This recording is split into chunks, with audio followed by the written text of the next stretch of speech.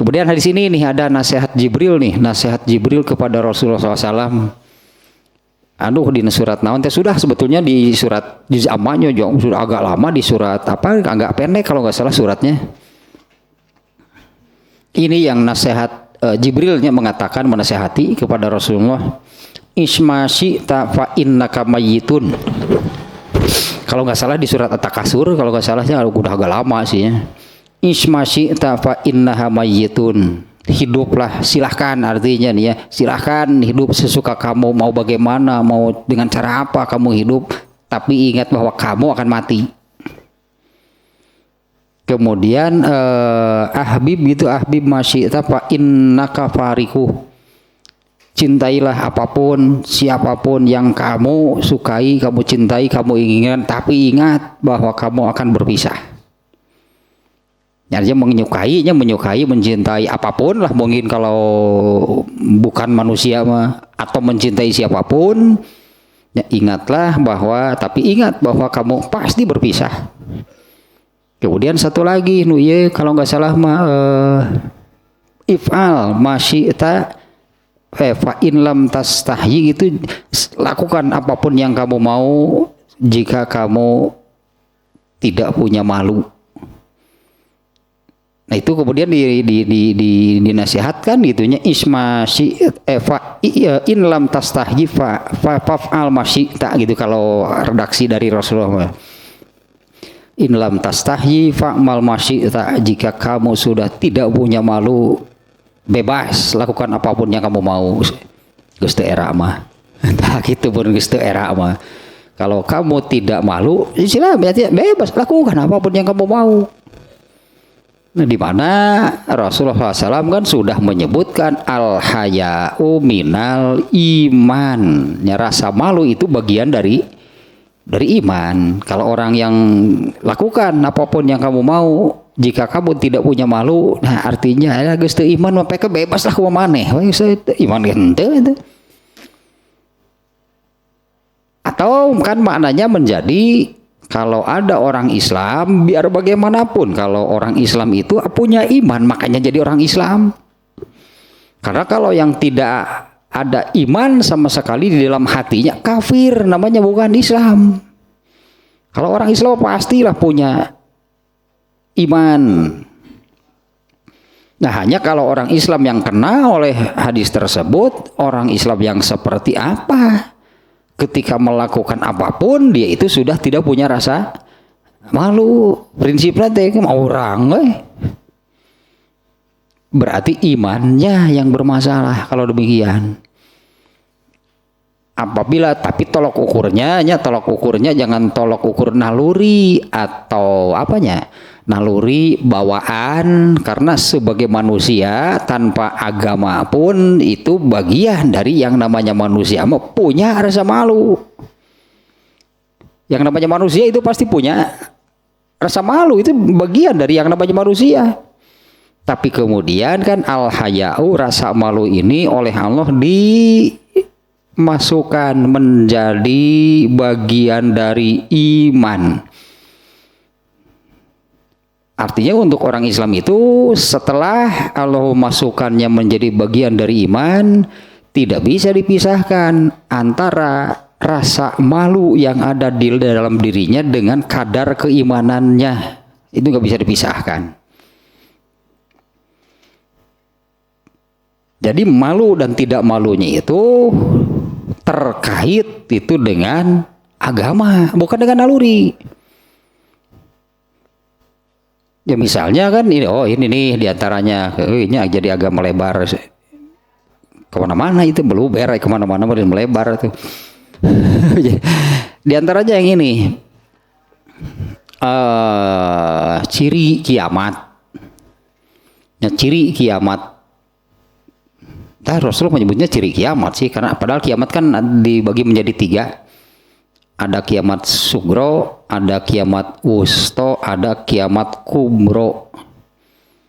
Kemarin di dalam pembahasan Fathul Bari kalau nggak salah sudah ya, kalau kiamat wusto itu berakhirnya satu generasi manusia. Kalau kiamat sugro, kiamat kecil itu apabila di satu keluarga ada yang meninggal. Bagi keluarga itu disebutnya mereka mengalami kiamat. Musibah besar artinya ya, musibah besar. Kalau kiamat wusto itu berakhirnya satu generasi manusia. Kiamat kubro, lah itu kehancuran alam raya. Nah Rasulullah itu menyebutkan min asyroti sa'ah disebutnya ya, di antara ciri kiamat yaitu yazharul munkar, nakosol amal wa yazharul munkar. Ini kiamat apa nih ya yang seperti ini nih? Nakosol amal teh, amal soleh sudah semakin sedikit yang melakukan. Wa yazharul munkar, justru yang nampak di mana-mana itu adalah kemungkaran, perbuatan dosa, perbuatan maksiat. Nah, apa Rasulullah bicara ini?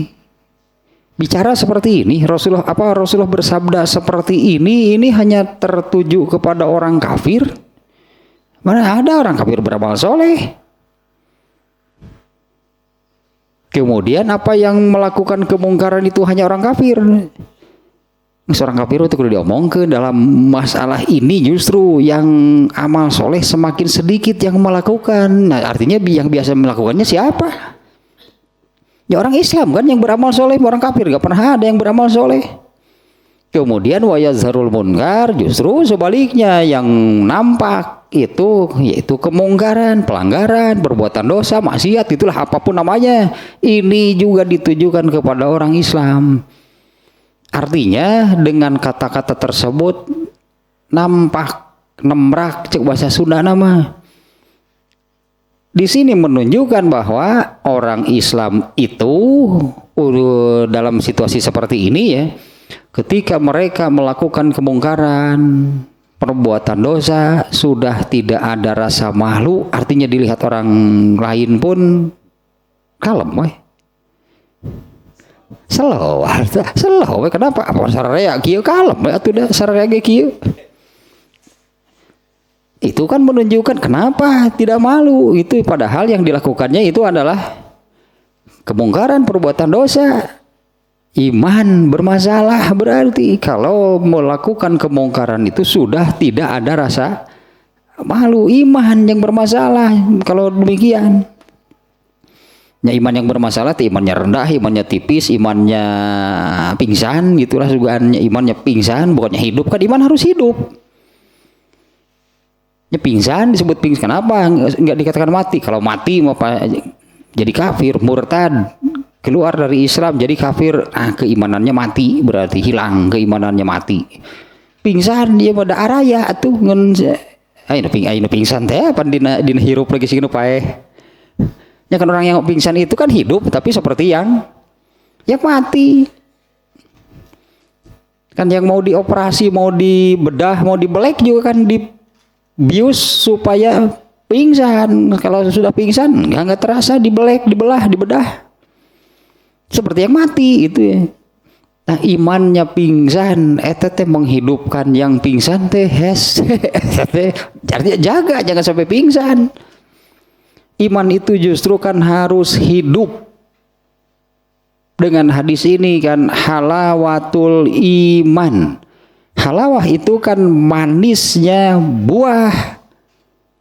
Kalau dianalogikan sebatang pohon berarti kan harus ditanam dulu, tumbuh dulu, nanti berbuah dan buahnya itu manis. Nah iman itu demikian. Iman itu harus ditanamkan dulu iman, kemudian dirawat, dipelihara supaya terus tumbuh, di mana akhirnya pohon iman itu akan berbuah dan rasanya itu segar, nikmat, manis. Iman itu luar biasa. Jadi pingsan berarti iman di dalam hati bukan mati, bukan hilang, tapi keimanannya pingsan, sehingga Rasulullah sampai menggambarkan demikian. Di antara ciri kiamat itu kalau amal soleh semakin sedikit yang melakukan. bukan kebaikan lah ya, karena kalau kebaikan mah tadilah kebaikan mah ukurannya budaya, tradisi, norma juga itu kebaikan. Tapi kalau amal soleh adalah amal yang berdasarkan ajaran Islam. Tah eta amal soleh mah amalannya itu berdasarkan ajaran agama Islam. Dan satu lagi untuk supaya jadi gitu ya, itu amal soleh, karena amal soleh itu kan amal yang berpahala itu amal soleh, yang lain enggak. Supaya jadi amal soleh itu amalan berdasarkan ajaran agama Islam, dan ketika melakukannya itu dengan niat, dengan maksud taat kepada Allah, bukan dengan maksud yang lain. Nah itu yang semakin sedikit, ini dia di antara ciri kiamat itu, semakin sedikit amal soleh yang dilakukan dan kemungkaran itu semakin nyata, semakin nembrak. Kalau bahasa Sunda nama saliuk breh di teh istilah nanti, artinya mau kita mengarahkan pandangan kemana rek ngaliuk kemana wae, rek ningali kemana wae, nu kitu nu katingali teh. Yang nampak itu adalah kemungkaran.